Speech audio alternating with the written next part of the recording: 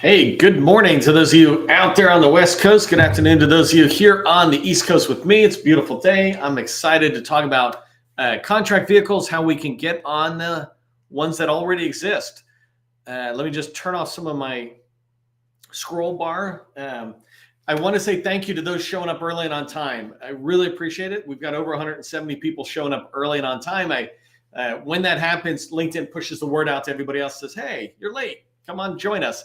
And the way I want to say thank you is to share a tip. I like sharing a tip at the beginning for those of you who show up early and on time, just as a quick way to provide extra value to the training. And so today, my tip for you is to learn your customer's language and weave it into narratives, whether it's how you're talking with them when you have meetings or when you're writing RFI and RFP responses.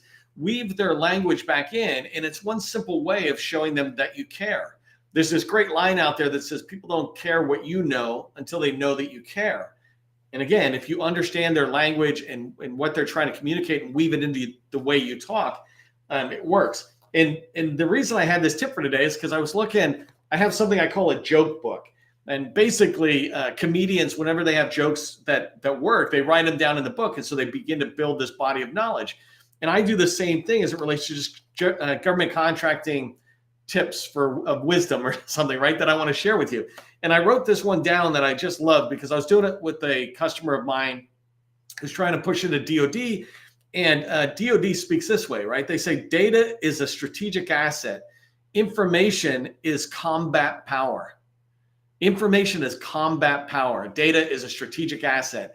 And I love that because when I read it and I was reading through the strategic plans, et cetera, it really impacted me when I saw it. And then I began to weave it into whatever I write. And sometimes I'll quote it and use the general or whoever said it. Other times I'll weave a similar way of speaking into my narratives going back to the customer. And so it's something I want you to consider. And this is my tip for those of you showing up early and on time as a thank you is make sure that you're understanding your customer's language and then weaving it into your own narratives. Okay, let's get rocking and rolling into the formal part of today's training around how to find existing contracts you can get on. Let me just make sure I'm bouncing around here for 1 second. By the way, really quick, as we get started, I see some of you already engaging in chat. This is not my network. This is our network. The chat is a place where you can connect with other people. So make sure, no matter how many times, even if you've been with me 200, 300 trainings in the last year or so, make sure you just tell us, who are you? I see Chris Moffitt in here. Oh, it's going away. With Agile Vector, based in Florida, and we do all things something because the scroll went up. But I think she said training, right? Go see what Chris does. See what others do, and let others know what you do. Don't try to do a whole big sales pitch, by the way. I'm not reading anybody's particular chat, but just general quick things that let us see, oh, this is where you're at. This is what you do. Maybe there's some commonality. Let's go follow up. So engage in the chat while I do the training. I love the fact that we can all network, or most importantly, you all can network with each other. Okay, let's get rocking and rolling. There's a lot of misunderstandings about contract vehicles that are out there. And this is one of the reasons I'm doing the training, right? So an example of a misunderstanding, and sometimes we might call it myths, but I don't really want to go like it's a secret, because that's a myth is too close to a secret. It's just a misunderstanding. We just don't understand it in the reality sense. And so one thing is, once a team is formed, it's locked, right? There's a misunderstanding out there that if people went after a contract vehicle and there was 10 companies, 5 or 10 companies that banded together, went off and won it, well, it's locked. That team is formed and it's done. Well, that's not the reality. There's always need for new people on a team. It might be that there's new tasks that you can cover down on that nobody on the team can. Maybe somebody on the team just went away. They're no longer there. And so once a team is formed, just means that it was formed. There's still always room for getting on there. The second misunderstanding is that primes don't need more partners. And I just alluded to this. If there's new task areas that come on, for example, say there's an IT contract type vehicle that's out there, and then emerging technologies comes in. Well, if you've got that emerging technology expertise, the existing contract holders might value that and bring you onto the team. The third one, not second. The third one is that there's only a few contract vehicles. This is one of my favorite because that's what I used to think. I used to feel bad that I didn't know them all. But there's hundreds of thousands of contract vehicles out there. There's some that are called best in class. There's about 40 of them or something. There's GWACs, which are government-wide acquisition contract vehicles, can be used everywhere. And those are, let's say, in the 10 or 20 range. But then there are thousands and thousands and thousands of contract vehicles out there, too many for us to know. But we can begin to find the ones that are best for you. And that's what we'll talk about in today's training. And the last thing, a misunderstanding about just contracting in general is that people think that opportunities are all listed on SAM. They're not. For the most part, everything is listed in FPDS after it's awarded, except for a few exceptions. But opportunities, it's a much smaller fraction than you think that are put onto SAM. Other times they just go into contract vehicles and you never see them, like eBuy or Seaport Next Gen. They have a supplier or a contract vehicle portal. That's where the information is going back and forth. This is why sometimes these subscription services you pay for, they don't have access to everything because they're pulling in the free data or the ungated information, but they don't have access to like Oasis or some other things. And so when you look at contract vehicles, opportunities come out on those vehicles, and that's why you want to be on teams. You can get on these existing contract vehicles that are out there. I want to help you get on those, and that's what we're going to talk about today. So let me just pull my slides up. We're going to rock and roll with some slides on getting on existing contract vehicles, finding them and getting on them. I'm going to cover down in today's training a little bit of slides and a lot going into the internet, into the web. Actually, if you've got a particular contract vehicle you're thinking about, you want to get on and you're trying to find contract holders, put that into the chat, because if I don't cover down on it now, I might go back and put it into our newsletter or do another training. But the three things I really want to cover today in our training, we've got 30 minutes till 12:30. I'm going to talk about how you should be determining the correct contract vehicle for your company. Second thing I want to cover is identifying contract holders and POCs. And this is where I'm going to go in to the internet and go to the websites and really help you find people, points of contact, find those contract vehicles, find the contract holders, and then find the people that are in there. So I'll try to show you as much as I can in a limited time to get you started so you can do it on your own. And then I'll wrap up with some steps about how you can get on existing teams. Like once you find this information, how do you move forward? I help people get on contract vehicles all the time. And by the way, it's not like you have to come and work with me in our workshop to do this. I teach it all the time. I teach you today, and I probably have 10 or 20 different trainings in the past year or so about how to get on contract vehicles step by step. I think I've written newsletter articles about it. And so I share that information freely. You don't have to work with me to get this. Just go look at previous training. All right, so if you don't know who I am, my name is Neil McDonald. I'm the president of the GovCon Chamber of Commerce, and I want to welcome you to my federal sales training, where I provide tips for success in the federal market. I spent 20 years as a small business owner in the federal market doing IT type services. And since 2018, I've been teaching people like you that government contracting is not a secret. It's just a process. When we follow a process A to Z, we're going to have repeatable, predictable results. That's what I want for you, and that's why I do this training.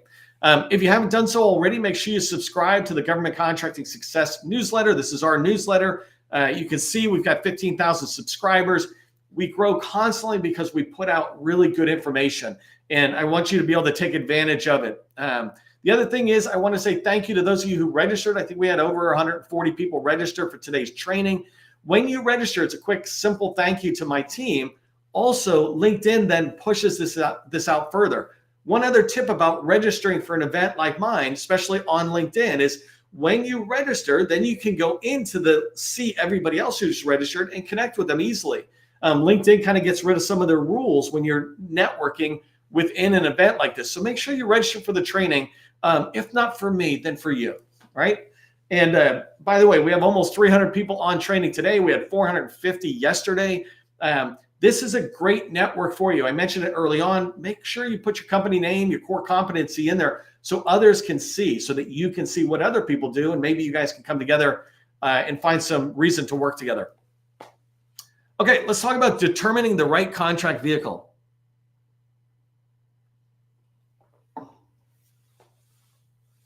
So the first thing you need to do, and it's really important, is just know what you sell.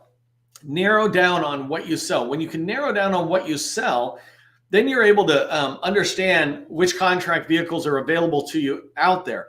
I have a customer that does American Sign Language, among other things, and I've done training recently in the past month or so where I've used their core competency as a showcase to show how I go find opportunities, how I go find contract vehicles related to what they sell. But because I got rid of a lot of the stuff they sold and said, let's just narrow on this one core competency, American Sign Language, I was then able to go in and find, oh, well, here's a lot of good contracts, but most of the contract vehicles used for ASL are BPAs, these blanket purchase agreements. And those are great. They tend to be, without trying to be an expert on contract vehicles here, BPAs tend to be for lower cost repetitive purchases compared to IDIQs, these indefinite delivery, indefinite quantity contract type vehicles, which are bigger task orders, like millions, right? And but when you know what you sell, it makes it so much easier to begin to understand the contract vehicles that are being used. And then you can go into your agency, whichever way you do this, whether you're doing it through USA Spending and FPDS, whether you're doing it through relationships by talking to the government and saying, hey, what do you guys use? What's your top contract vehicle?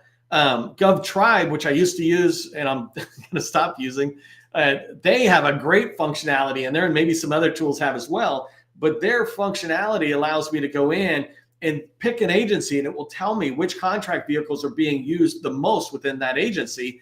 And then I can start filtering it down based on NAICS code or what I sell, my core competency, and then see the resulting vehicles. And it's very eye-opening to understand, oh, I thought I was going after this vehicle, but it's not being used. One more quick example on not being used, right, and understanding the right vehicle. I worked on this huge contract vehicle in my last company. It was called SIMS, CDC's Information Management System, I think. And it was a $10 billion IT contract vehicle, a lot of activity. Fortunately for me, I wasn't a contract holder. I was, my contract was to manage the activity, which is great because they ended up not even using it. It was one of the biggest ones we're all pursuing and looking at, all this kind of stuff, but then they ended up not using it. And so when you looked into CDC, you saw this work we thought that would be on this vehicle was actually on this other one, like let's say GSA IT70 or whatever it was back then. So you need to gather this data, and all that data though begins with you understanding what do you sell. We're going to go in a second here, and sometimes I run out of time. So I think I want to go through the next two slides and then come back to this one and go to the internet. But what I'm going to show you here is how do you identify contract vehicle holders and points of contact. So if you're in today's training, I'm assuming you know what a contract vehicle is. It's one of the ways the government buys. And you have a pool of 300, 400,000 government contractors out there. And the government says, hey, let's award a contract vehicle. And that whittles down all those hundreds of thousands of vendors down to a smaller pool. Let's say that pool is 100 companies. 100 companies won or became contract holders of that contract vehicle. It means now, instead of the government having to get proposals from all 100,000 plus, they're getting it from just a pool of 100 companies. And contract vehicles have different size pools. Some vehicles might have 20 or 30 companies on it. Like CDC, that SIMS one I said had like 30 companies, and others have thousands. GSA STARS 3 has over 1,000 contract holders. Seaport NextGen has a couple of thousand contract holders. And so they have different levels, but the idea is coming down and trying to find the contract vehicle that works for you, then finding the contract holders. These are just companies that won the contract, right? They're prime contractors. And then finding the points of contact. This could be a program manager for that contract vehicle. It could be the owner of the company if you're looking at small businesses, et cetera. And I'm going to walk through it. I'm just using a couple of examples here, but I'm happy to walk through other examples if you put it into the chat. Tell me which vehicle you have. This is what I want to make sure is I didn't run out of time to come back and show you this slide. Here are the steps to getting on the team, right? Because one part of it is research, understanding what are the vehicles and targeting, which is finding the people you can call. But then how do you get on that vehicle? Well, here are the steps that I follow.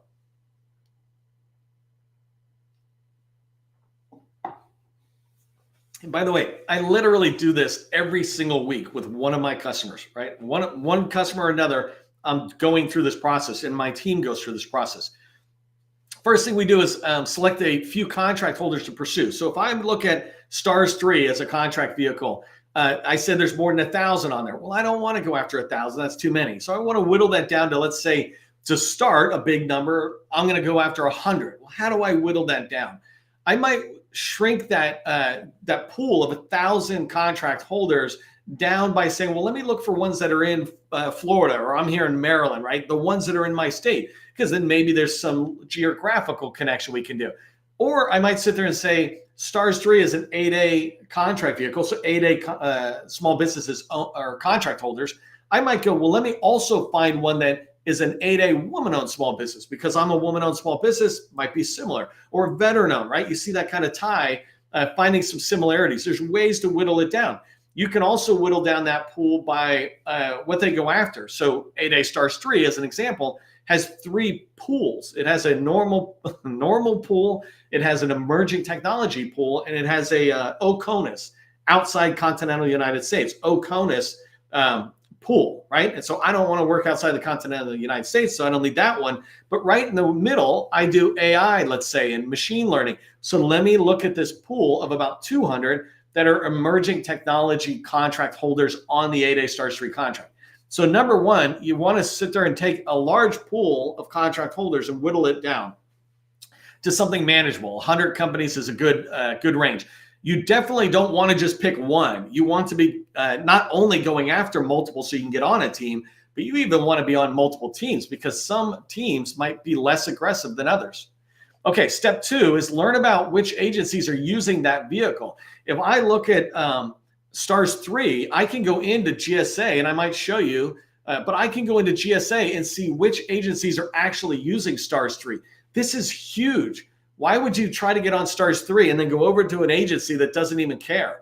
And I've done whole trainings on this about how you need to go make those agencies care. But right now, when you're just trying to get on a sub, you want to go find out which agencies use that vehicle, so STARS 3, and then go find the companies that are contract holders inside of that agency or pursuing it. This is in particular really helpful when you're looking at large companies that you're trying to pursue to get on their team. So I talked about 8A STARS 3, that's small business contract vehicle, but I could be talking about Oasis or Seaport, and I'm looking at large primes. The step 3, I want you to reach out to the contract holders. So you created a target list of 100 companies. Now reach out and schedule an intro call. If you had done a little bit of research, then you can sit there and when you're reaching out, you can drop a little bit of a hook that says why you're trying to connect, right? That hook is, I'm looking to talk to you about opportunities that are on Oasis, in particular in the Navy, right? If that's the research you did, then the Navy is where you want to get into, or the Air Force, right? You want to get into them, and the vehicle you're talking about is this. When you do that to somebody who is responsible at a company for that contract vehicle, 9 times out of 10, they're going to take that call with you. All right, step number 4, talk about that agency. Once you get into the meeting, talk about how you're interested in pursuing it. Pursuing opportunities, and they keep coming out on your contract vehicle.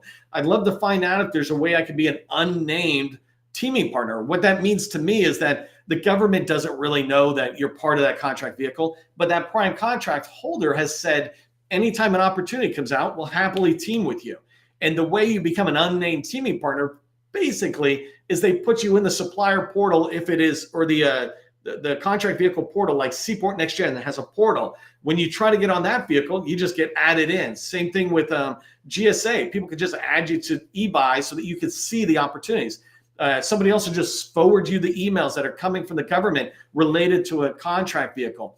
When that is happening, you are now on that contract vehicle as an unnamed sub, is how I describe it. This is what I do to get on. And when you reach out to enough contract holders, you're going to get on those contract vehicles that you want to work with, especially if you're bringing value, right? Don't just come without anything.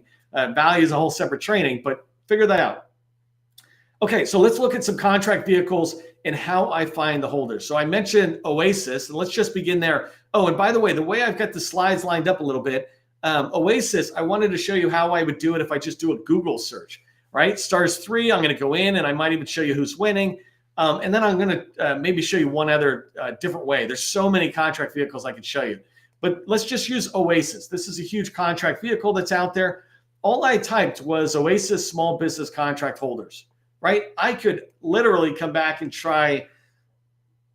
I was struggling with what's another. How about STARS 3, right? STARS 3 contract holders. There it is. It comes back. And so there's Let me go back. Oh, my screen freezes sometimes. You got to wait 1 second. But the point is, Google is your friend, right? So if you're looking for contract holders, just begin in Google. I happen to know where to go on a lot of them, and so I'll go straight there. But in Google, you can go in and get that full list. So I'm going to come in here to the Oasis Small Business Pool. And when I come in, I don't know why it looks ugly. It just looked ugly today on GSA. But when I come in, this is GSA's website, and I'm able to see the contractor listing. And so as I come down, you can see these are Oasis, Small Business Pool, et cetera. They're talking about the different work. And here, right here, before I go down further, you can see there's 239 contractors right there. I can download the contractors. Actually, let me just click that and open it if it does it easily. Because if I get lucky, that's okay. So apparently I didn't get lucky. See how it's trying to load? It's just doing a bad job on GSA today. Doesn't matter though. Here, right? I'm telling you about finding contract holders. So Oasis, I want to find contract holders. I can come right in here and see a ton of them. If I zoom out and come over to the right here, you can see, like I said, I could just say, well, show me ones that are in Maryland, where I'm at, or show me ones that are women-owned small business, or in this case, service disabled or 8A companies that are in here. I can look for companies like that and begin to pursue it. Here's their points. Here's their phone number. And if I had actually been able to download this spreadsheet, which it's having a problem at the moment, it would have the full point of contact in there, because this spreadsheet isn't really made for us in industry. It's made for the government buyer. If they're trying to make it easy for the buyer, but this information is publicly available. So I can do the same thing if I come down here to 8A. Let me just find the 8A one. Where is it? There it is. So if I say, show me certified 8A, let me see if it refreshes. There you go. So it refreshed. I'm looking at 8A firms, and I can see, remember I said I can filter it down? So right here, there's 65 contract holders in there that are 8A firms. I particularly like going after 8A small businesses because sometimes those set-asides are perfect for me. But I might strategically say, you know what? I want to get on Oasis with an 8A firm, with a HubZone firm, with a woman-owned small business firm, and a SDVO. So no matter what the set-aside is, I'll be able to participate even if it's at like 10 or 20 or 30%. Okay, so that's Oasis. And by the way, this is GSA. It's a mess right now. I don't know why it looks this way, but all the GSA vehicles are in here. So you can go in here and start exploring them and learning. I've done a training. I've done multiple trainings on contract vehicles, how to find the people who are contract holders and the people you can call. So go watch my previous training, but a lot of it is on GSA. Let me just come back to STARS 3, right? So I'm going to show you two links here really quick. That one, oh, look at that. That's interesting. And let's see here. Okay, well, so let me show you this one instead, and I'll go back to the Google one, which is hilarious. Let me come here really quick and just say, let me close that guy. Hold on. This is live, right? So I like it when you have to experience this with me.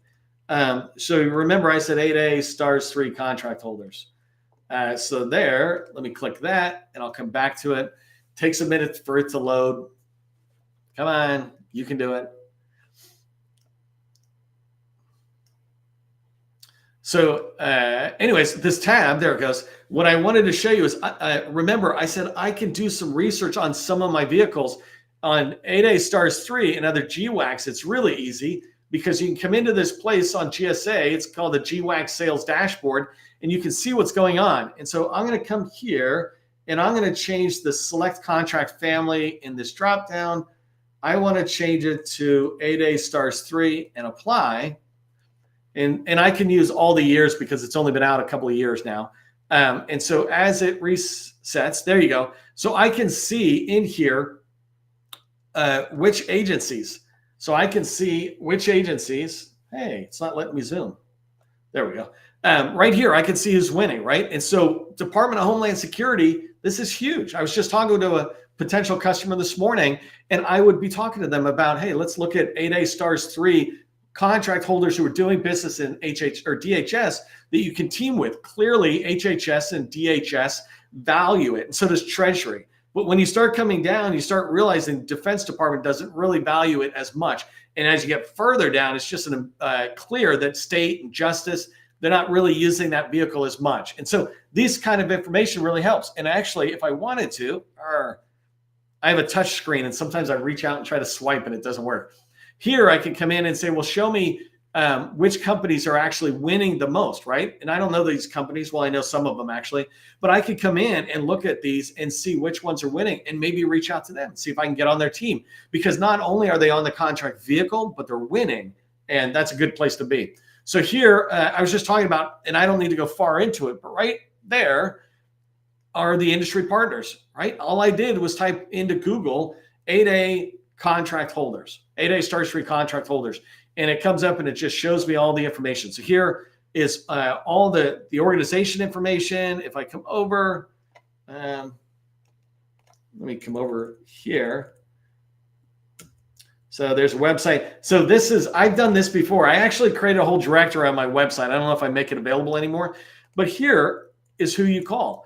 And for me personally, I wouldn't email Stars 3. I would go find out each one of these individuals, the real email, which is not hard.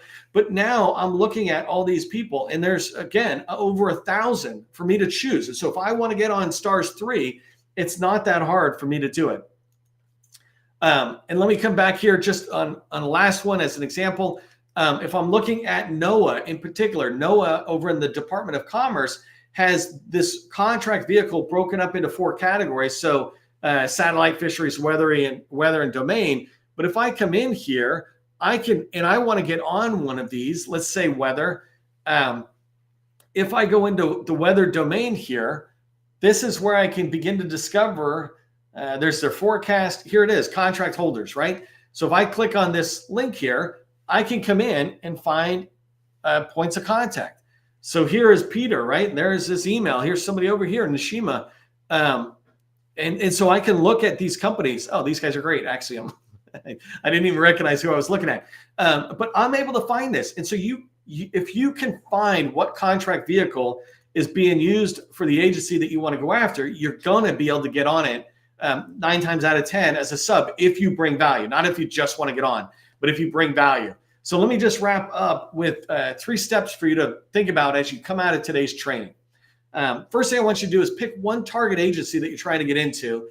DHS as an example is a perfect example because they got some clear guidance on which vehicles they use. So then the second thing is then learn the top 3 contract vehicles that they use. You can go into USA Spending, and I've done training on how do you find top contract vehicles using USA Spending. It's GUI, but you can also just call them. Call a small business specialist, somebody in the OSDBU's office, and say, hey, what are the top 3 contract vehicles, right? They would prefer that you actually did your own research.